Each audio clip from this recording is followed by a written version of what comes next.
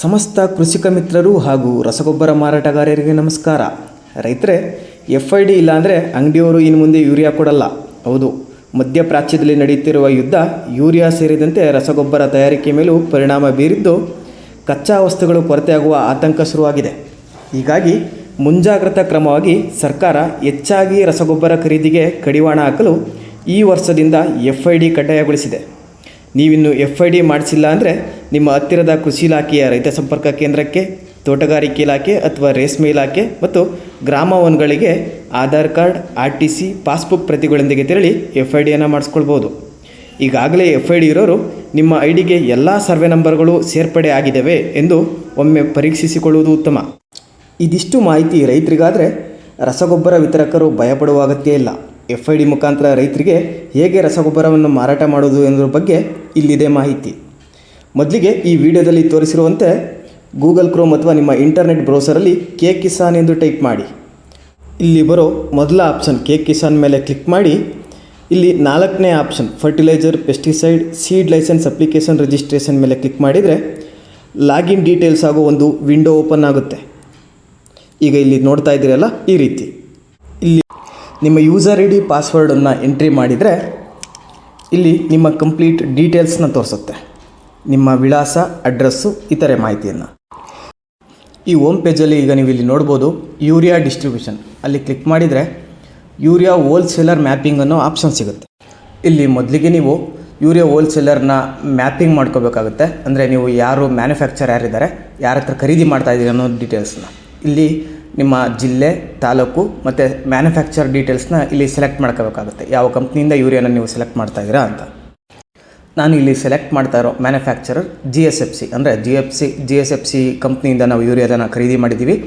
ಇದನ್ನು ನಾನು GSFC select ಮಾಡಿದ ತಕ್ಷಣ ನನ್ನ licence number, licence holder name ಮತ್ತು ಅಡ್ರೆಸ್ಸು, ಫೋನ್ ನಂಬರ್, ಅದಷ್ಟು ಕಂಪ್ಲೀಟ್ ಡೀಟೇಲ್ಸು ಇಲ್ಲಿ ಡಿಸ್ಪ್ಲೇ ಆಗುತ್ತೆ.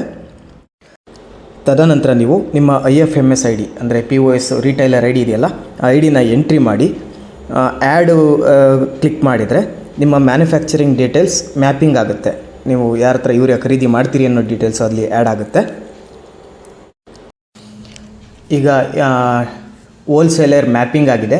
ಈಗ ಮ್ಯಾಪ್ ಆಗಿರೋ ಡೀಟೇಲ್ಸ್ ಹತ್ರ ನಿಮ್ಮ ಸ್ಟಾಕನ್ನು ರಿಸೀವ್ ಮಾಡಬೇಕಾಗುತ್ತೆ. ಅಲ್ಲಿ ಪಕ್ಕದಲ್ಲೇ ಕಾಣೋ ರಿಸೀವ್ ಸ್ಟಾಕ್ ಮೇಲೆ ಕ್ಲಿಕ್ ಮಾಡಿದರೆ ಸಪ್ರೇಟ್ ಇನ್ನೊಂದು ವಿಂಡೋ ಓಪನ್ ಆಗುತ್ತೆ. ಈ ವಿಂಡೋದಲ್ಲಿ FMS urea stock entry details ಇರುತ್ತೆ. ಇಲ್ಲಿ retailer name, licence number, registered office address, storage address, ಇತರೆ ಮಾಹಿತಿಗಳಿರ್ತದೆ. ಇಲ್ಲಿ ನೀವು ಸಬ್ ಕ್ಯಾಟಗರಿ ಯೂರಿಯಾ ಈಗ ಆಲ್ರೆಡಿ ಇದೆ. ಸಪ್ಲೈಯರ್ ನೇಮ್ ನಿಮ್ಮದೇ ಡಿಫಾಲ್ಟು, ನಿಮ್ಮದೇ ಇರುತ್ತೆ. ಸಪ್ಲೈಯರ್ ಡೀಟೇಲ್ಸ್ ಇರುತ್ತೆ ಎಲ್ಲನೇ. ಇಲ್ಲಿ ಮ್ಯಾನುಫ್ಯಾಕ್ಚರ್ನ ನೀವು ಸೆಲೆಕ್ಟ್ ಮಾಡ್ಕೋಬೇಕಾಗುತ್ತೆ. ಈಗ ನಾನು ಅಲ್ಲಿ GSFCನ ನಾನು ಮ್ಯಾಪಿಂಗ್ ಮಾಡಿರೋದ್ರಿಂದ ಇಲ್ಲಿ GSFCನ ಸೆಲೆಕ್ಟ್ ಮಾಡ್ಕೊಳ್ತೀನಿ. ನಂತರ ಇನ್ವಾಯ್ಸ್ ನಂಬರ್ ಮತ್ತು ಇನ್ವಾಯ್ಸ್ ಡೇಟನ್ನು ಸೆಲೆಕ್ಟ್ ಮಾಡಿಕೊಂಡ್ರೆ ನಂತರ ಕ್ವಾಂಟಿಟಿ ಆಫ್ ಬ್ಯಾಗ್ಸ್, ಇಲ್ಲಿ ನಾವು ಟನ್ನೇಜಲ್ಲಿ ನಾವು ಹಾಕುವಾಗಿಲ್ಲ, ಎಷ್ಟು ಬ್ಯಾಗ್ ಇದೆ ಅಂತಂದ್ಬಿಟ್ಟು ನಾವು ಎಂಟ್ರಿ ಮಾಡಿದರೆ ಅಲ್ಲಿ ಪಕ್ಕದಲ್ಲಿ ಟೋಟಲ್ ಕ್ವಾಂಟಿಟಿ ಇನ್ ಟನ್ ಅದೇ ತೋರಿಸುತ್ತೆ.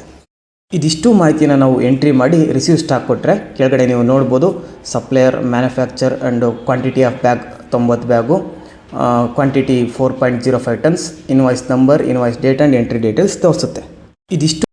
ನಂತರ ಮುಂದಿನ ಹಾಗೂ ಕೊನೆಯ ಅಂತ ಯೂರಿಯಾ ಡಿಸ್ಟ್ರಿಬ್ಯೂಷನ್. ಇಲ್ಲೇ ಪಕ್ಕದಲ್ಲಿರೋ ಯೂರಿಯಾ ಡಿಸ್ಟ್ರಿಬ್ಯೂಷನ್ ಮೇಲೆ ಕ್ಲಿಕ್ ಮಾಡಿದರೆ ಇಲ್ಲಿ ಆಧಾರ್ ನಂಬರ್ ಎಂಟ್ರಿ ಮಾಡಲಿಕ್ಕೆ ಒಂದು ಆಪ್ಷನ್ ಸಿಗುತ್ತೆ. ಈ ಡೀಟೇಲ್ಸಲ್ಲಿ ನಾವು ಆಧಾರ್ ನಂಬರನ್ನು ಎಂಟ್ರಿ ಮಾಡಿ ಗೆಟ್ ಡೀಟೇಲ್ಸ್ ಮೇಲೆ ಕ್ಲಿಕ್ ಮಾಡಿದರೆ ಆ ಆಧಾರ್ ಬೆನಿಫಿಷರಿ ಕಂಪ್ಲೀಟ್ ಡೀಟೇಲ್ಸು ಇಲ್ಲಿ ಸಿಗುತ್ತೆ. ಆ ರೈತರದ್ದು FID, ರೈತರ ಹೆಸರು, ಜಿಲ್ಲೆ, ತಾಲೂಕು, ಹೋಬಳಿ, ಯಾವ ಊರು ಮತ್ತು ಎಷ್ಟು ಜಮೀನಿದೆ ಅನ್ನೋ ಮಾಹಿತಿ, ಕಂಪ್ಲೀಟ್ ಮಾಹಿತಿ ಇಲ್ಲಿ ಡಿಸ್ಪ್ಲೇ ಆಗುತ್ತೆ. ಇಲ್ಲಿ ನಾನು ಎಂಟ್ರಿ ಮಾಡಿರೋ ರೈತರಿಗೆ 35 ಗುಂಟೆ ಅಷ್ಟೇ ಜಮೀನಿದೆ. ಮತ್ತು ಇನ್ನೊಂದು ವಿಷಯ ಅಂದರೆ 1 ಎಕರೆಗೆ 1 ತಿಂಗಳಿಗೆ 1 ಯೂರಿಯಾ ಬ್ಯಾಗ್ ಅಷ್ಟೇ ಕೊಡಲಿಕ್ಕೆ ಇಲ್ಲಿ ಅವಕಾಶ ಇರುತ್ತೆ. ಈಗ ಇಲ್ಲಿ ನೋಡೋಣ, ಸೆಲೆಕ್ಟ್ ಮಾಡ್ಕೊಳ್ತೀವಿ. ಆ ರೈತರದ್ದು FID ಇರುತ್ತೆ, ಯೂರಿಯಾ ಇದೆ, ಸಪ್ಲೈಯರ್ ಯಾರಿದ್ದಾರೆ ಅಂದರೆ ಡೀಲರ್ ಹೆಸರು, ಮ್ಯಾನುಫ್ಯಾಕ್ಚರ್ನ ನಾವು ಇಲ್ಲಿ ಸೆಲೆಕ್ಟ್ ಮಾಡ್ಕೋಬೇಕಾಗುತ್ತೆ. GSFC ಬರುತ್ತೆ. ಮತ್ತು urea package size 45 kg, available quantity ಈಗ ನಾನು 90 ಬ್ಯಾಗನ್ನು ನಾನು ಈಗ ಆಲ್ರೆಡಿ ಇತ್ತು, 90 ಬ್ಯಾಗ್ ಇದೆ. ಅದ್ರ ಕೆಳಗಡೆ ಇಸೂಯಿಂಗ್ ಸೇಲ್ಸ್ ಕ್ವಾಂಟಿಟಿ, ನಾನು ಎಷ್ಟು ಬ್ಯಾಗನ್ನು ನಾನು ಸೇಲ್ಸ್ ಮಾಡಬೇಕು ಅಂದ್ಕೊಂಡಿದ್ದೀನಿ. ಇಲ್ಲಿ ನಾನು ಮೊದಲಿಗೆ 1 ಬ್ಯಾಗನ್ನು ಸೇಲ್ಸ್ ಮಾಡಲಿಕ್ಕೆ ಇದು ಮಾಡ್ತೀನಿ. 1 ಅಂತ ಎಂಟ್ರಿ ಮಾಡಿ ಸೇವ್ ಕೊಡ್ಬೋದು. ಕೆಲವೊಂದು ಸಮಯದಲ್ಲಿ ರೈತರಿಗೆ ನನಗೆ ಒಂದು ಬ್ಯಾಗು ಸಾಕಾಗಲ್ಲ, 2 ಬೇಕೇ ಬೇಕು, ಬೇರೆ ಬೆಳೆಗಳನ್ನು ನಾನು ಮಾಡ್ತಾಯಿದ್ದೀನಿ ಅಂಥ ಒಂದು ಪರಿಸ್ಥಿತಿಯಲ್ಲಿ 2 ಬ್ಯಾಗನ್ನು ಕೂಡ ನಾವು ಇಲ್ಲಿ ಇಶ್ಯೂ ಮಾಡ್ಬೋದು. ಇಲ್ಲಿ issuing details, quantity, sales details 2 bag, ಅದರ ಪಕ್ಕದಲ್ಲೇ 2 ಬ್ಯಾಗುಗೆ 0.09 ಟನ್ಸ್ ಅದು ತೋರಿಸುತ್ತೆ. ಇದನ್ನು ಸೇವನ್ನು ಕೊಟ್ಟ ತಕ್ಷಣ ನಿಮಗೆ ಇಲ್ಲಿ ರೀಸನ್ಸ್ ಕೇಳುತ್ತೆ. Your monthly allowance based on land is 1 bag. ಅಂದರೆ ನಿಮ್ಮ ಈ 35 ಗುಂಟೆಗೆ 1 ತಿಂಗಳಿಗೆ 1 ಬ್ಯಾಗ್ ಅಷ್ಟೇ ನಾವು ಕೊಡಲಿಕ್ಕಾಗೋದು. ಆದಾಗ್ಯೂ ನಾವು ಹೆಚ್ಚಿನ ಬ್ಯಾಗ್ನ ಕೊಡ್ಬೋದಾ ಅಂತ ಕೇಳುತ್ತೆ. ಇಲ್ಲಿ ನಾವು ಎಸ್ ಅಂತ ಕೊಟ್ಟರೆ ನಿಮಗೆ ಇಲ್ಲಿ ಆಪ್ಷನ್ ಬರುತ್ತೆ, ಸೆಲೆಕ್ಟ್ ರೀಸನ್. ಅಂದರೆ ಏನು ಬೆಳೆಗೆ ಅಂತ, sugar cane, plantation crop or other any others ರೀಸನಲ್ಲಿ ಏನು ರೀಸನ್ ಇದೆ ಅದನ್ನು ನಾವು ಟೈಪ್ ಮಾಡಬೇಕಾಗುತ್ತೆ. ರೀಸನ್ನ ಟೈಪ್ ಮಾಡಿ ಅಥವಾ ಬೆಳೆನ ಸೆಲೆಕ್ಟ್ ಮಾಡಿ ನಾವು ಪ್ರೊಸೀಡ್ ಅಂತ ಕೊಟ್ಟರೆ ಅವ್ರಿಗೆ 2 ಬ್ಯಾಗು ಇಶ್ಯೂ ಆಗೋದು ಡೀಟೇಲ್ಸು ನಿಮಗೆ ಕೊನೆಯಲ್ಲಿ ಕೆಳಗಡೆ ತೋರಿಸುತ್ತೆ.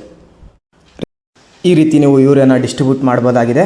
ಹಾಗೂ ಪ್ರತಿ ತಿಂಗಳು ಎಷ್ಟು ಜನಕ್ಕೆ ಯಾವ ದಿನಾಂಕದಂದು ಎಷ್ಟೆಷ್ಟು ಮೂಟೆಯನ್ನು ನಾವು ಯೂರಿಯಾನ ಡಿಸ್ಟ್ರಿಬ್ಯೂಟ್ ಮಾಡಿದ್ದೀವಿ ಅನ್ನೋ ಡೀಟೇಲ್ಸು ಇಲ್ಲಿ ಪಕ್ಕದಲ್ಲೇ ಶೋ ಡೀಟೇಲ್ಸ್ ಮೇಲೆ ಕ್ಲಿಕ್ ಮಾಡಿದ್ರೆ ಪ್ರತಿ ತಿಂಗಳು ವಾರ ಡೀಟೇಲ್ಸ್ ಸಿಗುತ್ತೆ.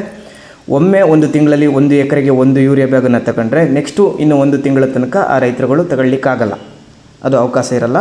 ಮತ್ತು ವಿತರಕ ಮಿತ್ರರು ಮುಖ್ಯವಾಗಿ ಗಮನಿಸಬೇಕಾದಂಥ ವಿಚಾರ, ಯಾವ ತಿಂಗಳಲ್ಲಿ ಯಾವ ಬೆಳೆ ಆಧಾರಿತ ಸೀಸನ್ ಆಧಾರಿತ ಬೆಳೆಗಳಿಗೆ ಗೊಬ್ಬರವನ್ನು ವಿತರಣೆ ಮಾಡಬೇಕು ಅಂತ. ಈಗ ಭತ್ತ ಕಟಾವು ಟೈಮಲ್ಲಿ ನೀವು ಭತ್ತಕ್ಕೆ ಗೊಬ್ಬರವನ್ನು ಕೊಡೋದ್ರಲ್ಲಿ ಅರ್ಥ ಇರಲ್ಲ. ಆ ರೈತರನ್ನು ಮುಖ್ಯವಾಗಿ ಯಾವ ಬೆಳೆಗೆ ಎಂದು ಕೇಳಿ ಅದಕ್ಕೆ ಸಂಬಂಧಪಟ್ಟಂಥ ಗೊಬ್ಬರಗಳನ್ನು ನೀವು ಡಿಸ್ಟ್ರಿಬ್ಯೂಟ್ ಮಾಡಬೇಕಾಗುತ್ತೆ. ಇಲ್ಲಿ ಆ ಬೆಳೆಗಳನ್ನು ಅಷ್ಟೇ ನೀವು ಸೆಲೆಕ್ಟ್ ಮಾಡೋದು ತುಂಬ ಉತ್ತಮವಾಗಿರುತ್ತೆ. ಇದಿಷ್ಟು ಮಾಹಿತಿ ವಿತರಕ ಮಿತ್ರರು ಯೂರಿಯಾ ಡಿಸ್ಟ್ರಿಬ್ಯೂಷನ್ ಹೇಗೆ ಮಾಡಬೇಕು ಅನ್ನೋದ್ರ ಬಗ್ಗೆ ಮಾಹಿತಿ ಇದಾಗಿತ್ತು. ಈ ವಿಡಿಯೋ ನಿಮಗೆಲ್ಲ ಇಷ್ಟ ಆಗಿದೆ ಅಂತ ಭಾವಿಸ್ತಾ, ಇಷ್ಟ ಆಗಿದರೆ ದಯಮಾಡಿ ನಮ್ಮ ಯೂಟ್ಯೂಬ್ ಚಾನಲನ್ನು ಸಬ್ಸ್ಕ್ರೈಬ್ ಮಾಡಿ ಹಾಗೂ ಇತರರಿಗೆ ಶೇರ್ ಮಾಡಿ.